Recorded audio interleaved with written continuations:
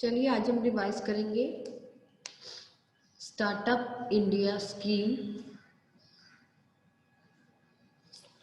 Startup India scheme जो है ये इनिशिएट की गई है बाय गवर्नमेंट ऑफ इंडिया, ठीक है ना। It is an initiative. Why this initiative is to be taken?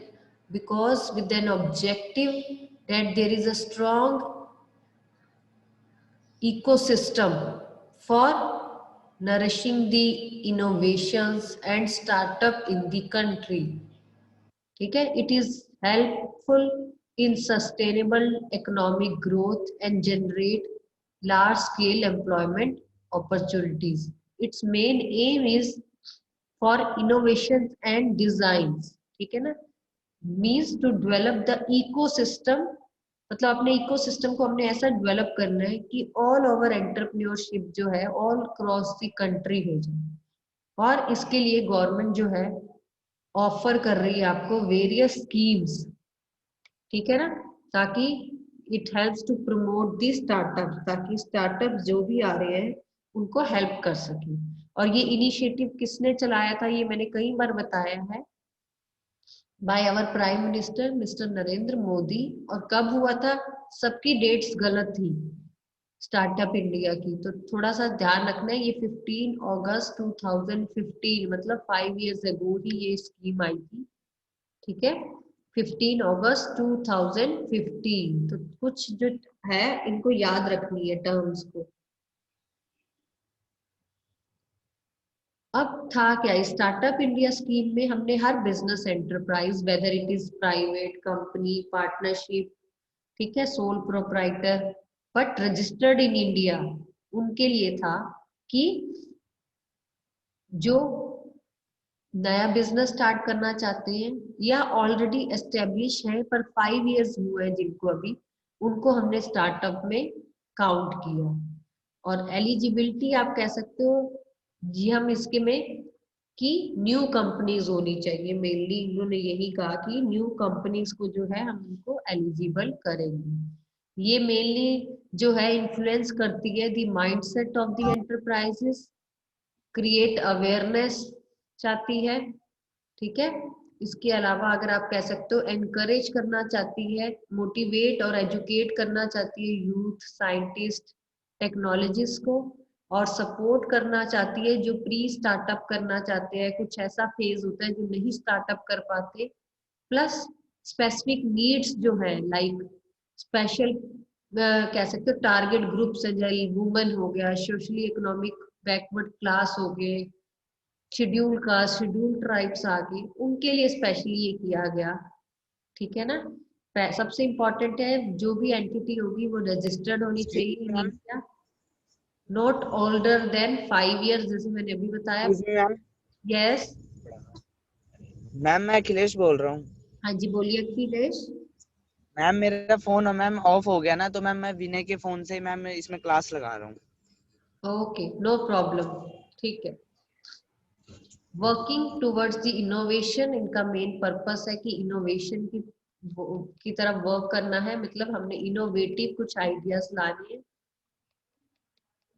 ठीक है ना। मेन मोटिव यही था कि एंटरप्रेन्योर्स को हम हेल्प करें, ठीक है ना, उनको मोटिवेट करें कि कुछ नया आइडियाज लेके आओ।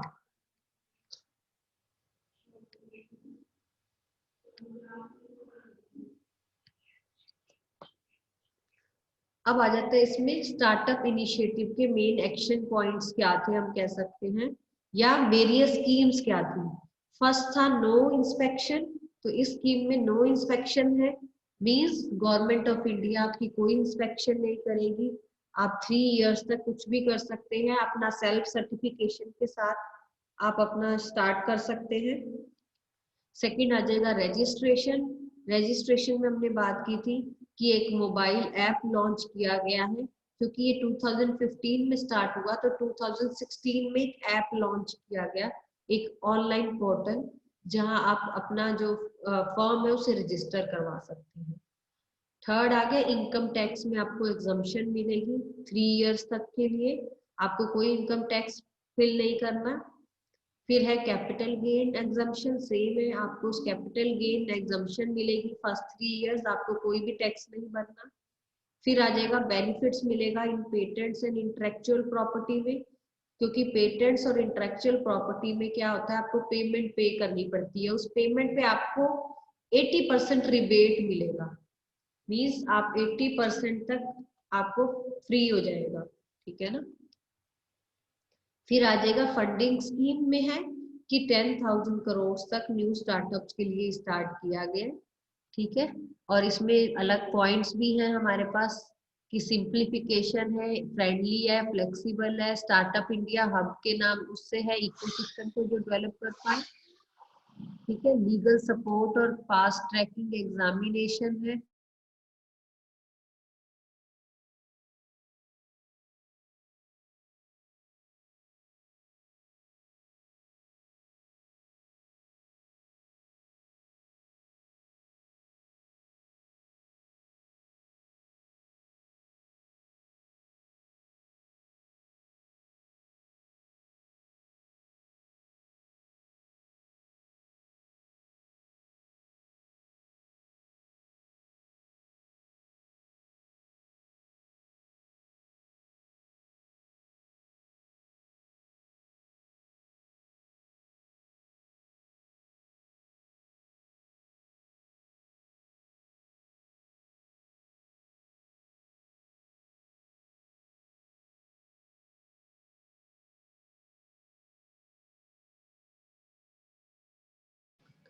ठीक है ना। इजी टू एग्जिस्ट है, अगर आपको कभी भी लगता है कि फेलियर है, वाइंडिंग अप करना चाहते हैं, तो आप एग्जिस्ट कर सकते हो इस मार्केट में। फिर प्राइवेट सेक्टर को हार्नेस किया गया, इंक्यूबेटर और एक्सकवेटर, हमने ये पहले भी पढ़ा था, इनको इंकरेज किया जाता है, टैक्स में एजम्पशंस मिलती है, तो ये वही पॉइंट्स है मिलते जुलते। अब आ जाता है main ways to fund startup government of India. उस दिन मैंने आपको यही क्वेश्चन दिया था, स्टार्टअप के बारे में बताइए और वेज बताइए, तो मैं जैसे बताया था सिर्फ एक परनीत का पेपर सही था, बाकी सबका रॉन्ग था।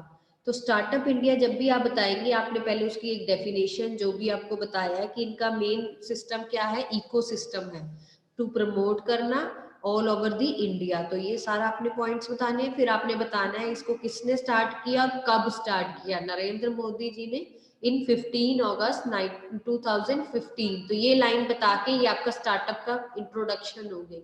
उसके बाद अगर स्कीम्स पूछी जाती है, वेरियस स्कीम्स, तो आपने 4-5 बता देनी है, जैसे अभी मैंने बताया इंस्पेक्शन, इनकम टैक्स, रजिस्ट्रेशन वाली। पर अगर वेज और फंड्स पूछे जाते हैं कि गवर्नमेंट कैसे हेल्प कर रही है इनकी, तो गवर्नमेंट के काफी सारे पॉइंट्स हैं, मैंने बोला था 4-5 पॉइंट्स, आप अच्छी तरह इसको लर्न कर लीजिए। फर्स्ट आ जाएगा सेल्फ फंडिंग, सेल्फ फंडिंग को हम बूट स्ट्रैपिंग भी कहते हैं, आपकी बुक्स में बूट स्ट्रैपिंग वर्ड है, उसको वहां लिख लीजिए, सेल्फ फंडिंग भी कहते हैं, मतलब अपना पैसा अपनी सेविंग से खुद पैसा लगाना।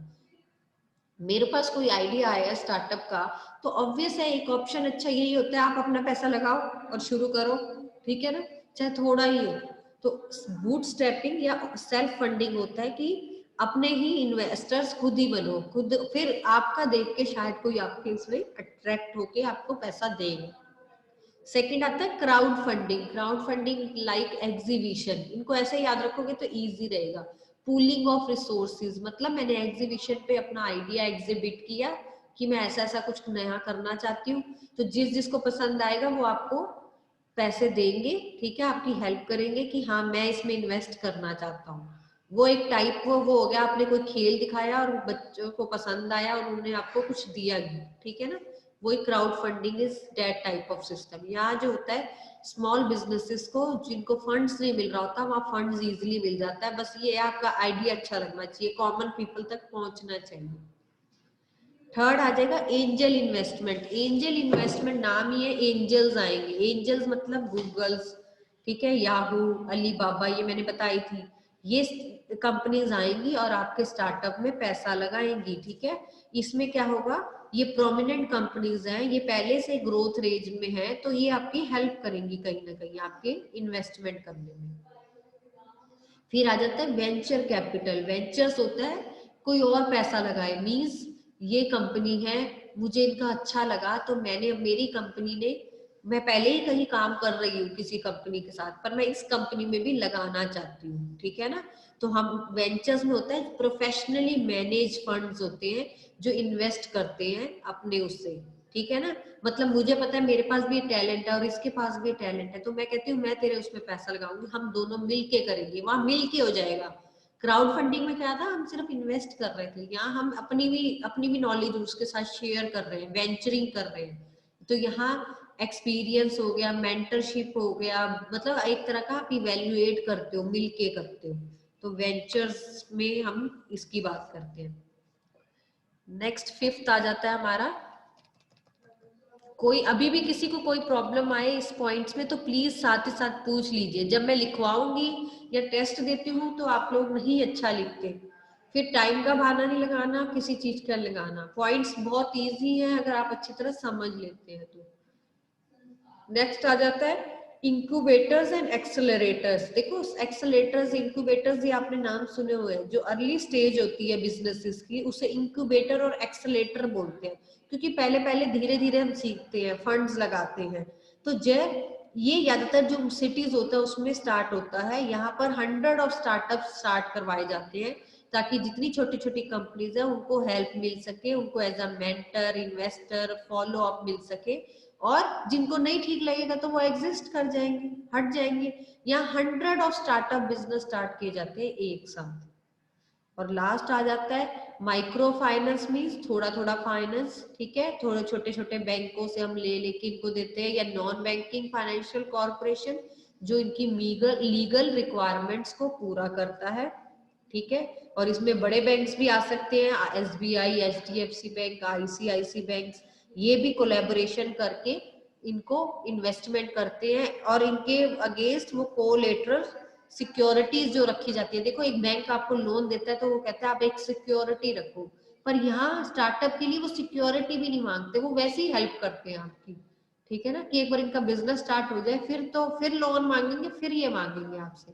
तो कहीं ना कहीं हर कोई आपकी कहीं ना कहीं से हेल्प कर रहा है। इसमें सिडबी बैंक है, प्रधानमंत्री का एक बना हुआ है माइक्रो यूनिट्स का, वो है, वो काफी बैंक है जो हेल्प करते हैं। तो इसमें आप अपने हिसाब से लिख सकते हैं अपने माइक्रो का या नॉन बैंकिंग फाइनेंशियल कॉर्पोरेशन का, जो भी बताना। Clear? Any doubt in this topic? किसी को अभी भी कोई पॉइंट्स का नहीं समझ आता तो प्लीज पूछिए। मैम एक बार वेंचर का बता दो। हाँ जी, वेंचर्स वाला जो होता है बेटा, वेंचर्स होता है किसी के एक नाम होता है ज्वाइंट वेंचर, ठीक है। ज्वाइंट वेंचर होता है जब दो कंपनीज मिल के कोई काम शुरू करती है, उसे ज्वाइंट वेंचर कहते हैं। ये वहीं से वेंचर्स आया है। यहाँ क्या है, वेंचर कैपिटल लगाएगा, मीन्स जैसे मुझे नॉलेज है, जैसे हमारे इंडिया में मारुति सुजुकी है, मारुति इंडिया की कंपनी है और सुजुकी जापान की कंपनी है। इन दोनों ने मिल के मारुति कंपनी स्टार्ट की है। मतलब उन्होंने क्या किया कि तुम भी एक्सपर्ट हो, हम भी एक्सपर्ट है, तो थोड़ी तुम्हारी चीजें लेंगे, थोड़ी हमारी सर्विसेज लेंगे, वही चीज है। ऐसे स्टार्टअप में वेंचर्स किए जाते हैं कि थोड़ी सी ये हेल्प करेंगे हमें प्रोफेशनली मैनेज। वो पहले से अच्छी कंपनीज होती है, वो हमारे कंपनी में इन्वेस्ट करके हमारे साथ वेंचर कर लेती है, जिससे क्या होता है वो हमारे जो इक्विटी शेयर होल्डर्स होते हैं उसमें इन्वेस्ट कर लेते हैं, और जब भी लगता है उसको फिर छोड़ भी देते हैं। क्योंकि हम मान के चलते हैं कई बार हमारी हेल्प करने के लिए जुड़ जाते हैं, जब अच्छा प्रॉफिट्स आ जाता है फिर कई और जुड़ जाते हैं। तो इनका काम ही यही होता है, वेंचर्स करना। Clear? Yes ma'am. Next is intellectual property rights. जैसे ये अभी भी आया, मैं वर्ड बता रही थी, आईपीआर, इंटेलेक्चुअल प्रॉपर्टी राइट्स की बात हो रही थी। इंटेलेक्चुअल प्रॉपर्टी राइट्स की अगर हम बात कर रहे हैं, मींस यहाँ पर हम न्यू वेंचर्स जो हेल्प करते हैं to transform their innovative potential creativity into market value and competitiveness. Means competition market में इतना है, आपकी जो इनोवेशन है, आपका जो पोटेंशियल है, आपकी जो क्रिएटिविटी है, आप उसको लाओ और इसमें हेल्प करो, हम कह सकते हैं, ठीक है ना। मीन्स आप इसमें क्या कहेंगे कि जो भी आपके ट्रेडमार्क्स हैं, आपकी इन्वेंशंस हुई, आपके कोई अच्छे डिजाइन हैं, आपकी इसके रिलेटेड कोई आर्टिस्टिक वर्क है, कोई लिटरेसी वर्क है जो आपको लगता है आपका है, उस वो सब किसके अंदर आएंगे? Intellectual property rights. राइट्स का मतलब यहाँ ये है कि हमको अपने जो भी हमारा है पर्टिकुलर, हमने तैयार की है एक चीज, वो ह्यूमन माइंड में जो तैयार हुई है उसको आप एक तरह से प्रोटेक्ट करवा रहे हैं, ठीक है ना? कि अगर किसी को वो रेंट पे चाहिए, आप उसको सेल करते हो तो आप उसके लिए उसको चार्ज करोगे। आपके पास एक लीगल राइट्स जब आ जाते हैं उसे आप इंटेलेक्चुअल प्रॉपर्टी राइट्स कहते हो।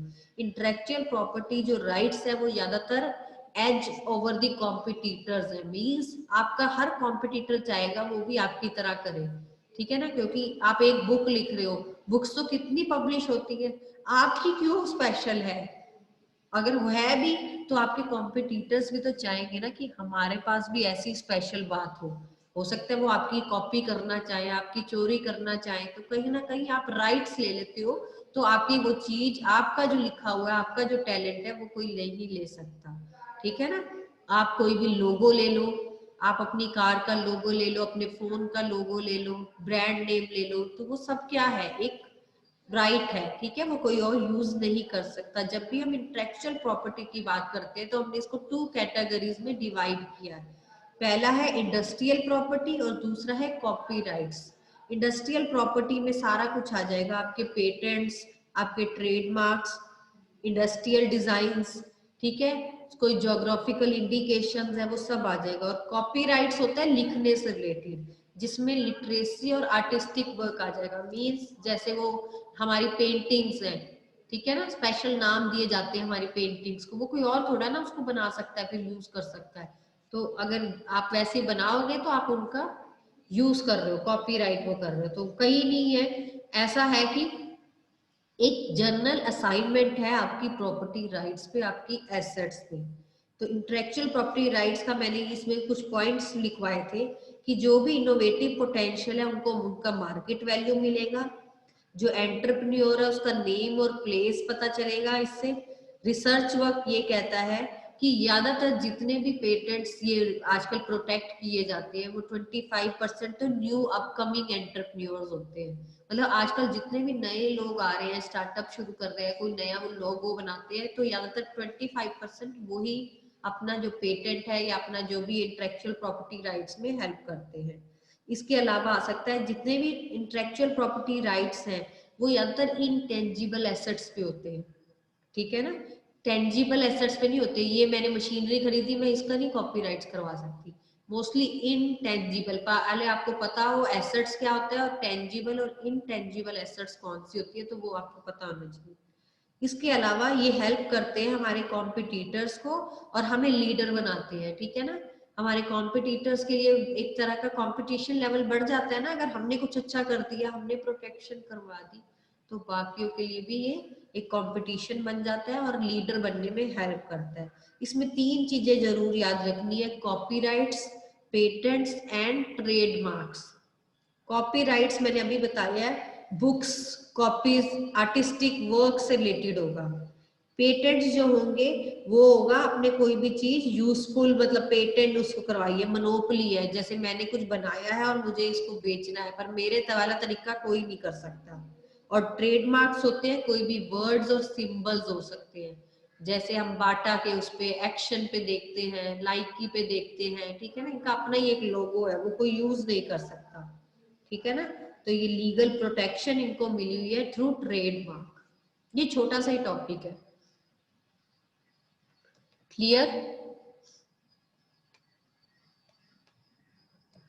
मैंने इसीलिए लिखवाया था क्योंकि यहाँ पूरे पैराग्राफ्स में दिया हुआ है जो कि काफी टफ हो जाता है और इसमें आगे डिटेलिंग नहीं करनी हमने इसकी। ये कॉपी, ट्रेडमार्क, या थोड़ा थोड़ा एक लाइन में बस इनकी डेफिनेशंस आपको पता हो। पेटेंट्स क्या होते हैं, ज्योग्राफिकल इंडिकेशंस क्या होते हैं, ये भी हमने पढ़ा। ये नेम्स भी दिए हुए हैं, देखो जीआई कैटेगरीज में क्या आ जाएगा। जीआई होता है गुडविल से रिलेटेड, तो ये पेंटिंग्स आ गई, ऑरेंजेस आ गए, दार्जिलिंग की टी आ गई, वर्ली पेंटिंग्स आ गई, मतलब हर जगह कुछ ना कुछ ऐसे आ जाता है ना फेमस वाला, वो इंडिकेशन आ जाता है। फिर पेटेंट्स का आ गया यहाँ सारा।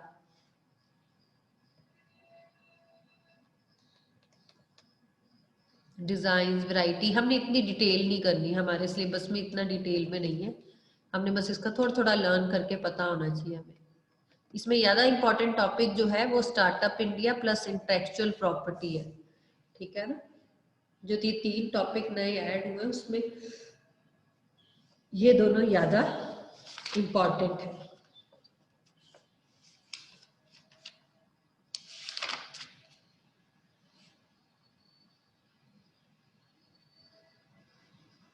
हाँ जी, अब कोई मुझे आंसर इसका बताए, why there is more scope for small scale business industries. बताइए, why there is a more scope for small scale industries in our country India. India जैसी कंट्री में स्मॉल स्केल बिजनेस का क्या स्कोप है कुछ ज्यादा स्कोप? Yes ma'am. क्यों, कैसे आपको लगता है कि यहाँ ज्यादा स्कोप है स्मॉल स्केल इंडस्ट्रीज का इंडिया में? कुछ ऐसे पॉइंट्स मैम पास? एम्प्लॉयमेंट देता है। हाँ, एम्प्लॉयमेंट देता है ये जगह जगह। इसके अलावा हमारे जो कंट्री में है लेबर बहुत है, ठीक है ना, अबंडेंस ऑफ लेबर है। और स्मॉल स्केल इंडस्ट्रीज में तो लेबर इंटेंसिव टेक्निक से ज्यादा काम होता है बजाय कैपिटल इंटेंसिव, क्योंकि यहाँ महंगी मशीन्स नहीं है, यहाँ लेबर तो बहुत मिल जाएगी। और वही फायदा है जैसे आपने बोला, एम्प्लॉयमेंट मिल जाएगी। और कोई पॉइंट?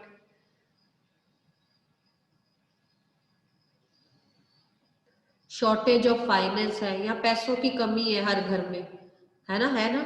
स्मॉल स्केल बिजनेस शुरू करने में तो इतने पैसे नहीं लगते। और आजकल तो गवर्नमेंट ने बहुत स्कीम्स चलाई है, हमने अभी पढ़ाई है, जिसमें हमने NSIC और DIC के बारे में पढ़ी ली है। तो गवर्नमेंट भी आजकल अपने अपने लेवल पे, डिस्ट्रिक्ट लेवल, स्टेट लेवल पे हेल्प कर रही है इनकी।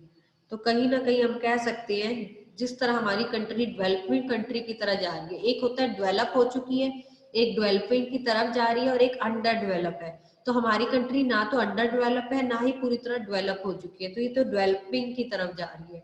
तो कहीं ना कहीं यहाँ पर ज्यादा स्कोप है। और पॉपुलेशन के हिसाब से लेबर बहुत है, ठीक है ना।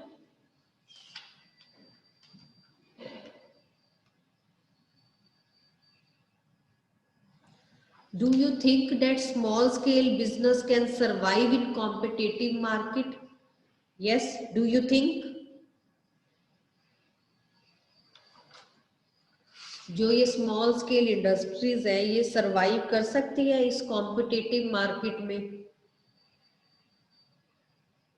तो हम इसमें कह सकते हैं कि यस, ये सरवाइव कर सकती है, ठीक है। थोड़ा सा ध्यान देना पड़ेगा, किन चीजों पे ध्यान देना पड़ेगा, क्योंकि यहाँ पर पहले तो लिमिटेड रिसोर्सेज है, ठीक है ना। रिसोर्सेज लिमिटेड होने की वजह से ये वैल्यू बेस्ड क्वेश्चंस होते हैं, ठीक है। इनके आंसर्स कहीं ऐसे मिलेंगे नहीं, मतलब इसमें सोच के खुद ही देखना है कि क्या लिख सकते हैं हम।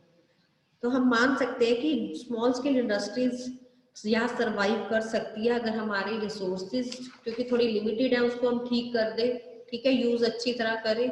अगर हर इंडिविजुअल अपना एटीट्यूड टूवर्ड्स चेंज कर दे बिजनेस, ठीक है ना।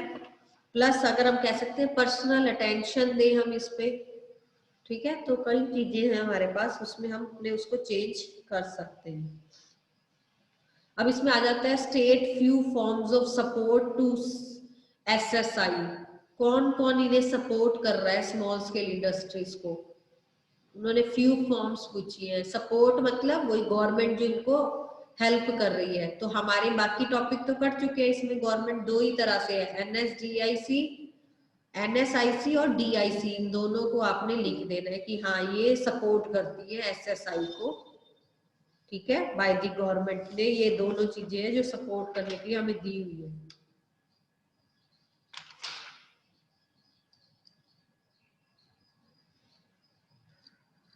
अब आपका ऑब्जेक्टिव प्लस सब्जेक्टिव दोनों तरह का पेपर आना है, तो थोड़ा सा आपने ऑब्जेक्टिव के हिसाब से भी अपनी प्रिपरेशन करके रखनी है, ठीक है ना। सब्जेक्टिव में तो आपको पता है, चलो क्वेश्चंस आएंगे 3 मार्क्स, 4 मार्क्स, 5 मार्क्स, लेकिन आपने इन चैप्टर्स को भी थोड़ा सा अपना ध्यान में रख के चलना है। अब आपका ये चैप्टर पूरी तरह प्रिपेयर है? किसी को कोई भी प्रॉब्लम है इस चैप्टर में तो बताइए। कल इसका फुल चैप्टर का टेस्ट होगा और सबने अटेंड करना है टेस्ट। हाँ जी बताइए। हो जाएगा एक दिन में रिवाइज। मैम जॉन टॉपिक्स क्या पहले एक बार टेस्ट हो चुका है हमारा इसका, तो इतनी दिक्कत नहीं आनी चाहिए। बताइए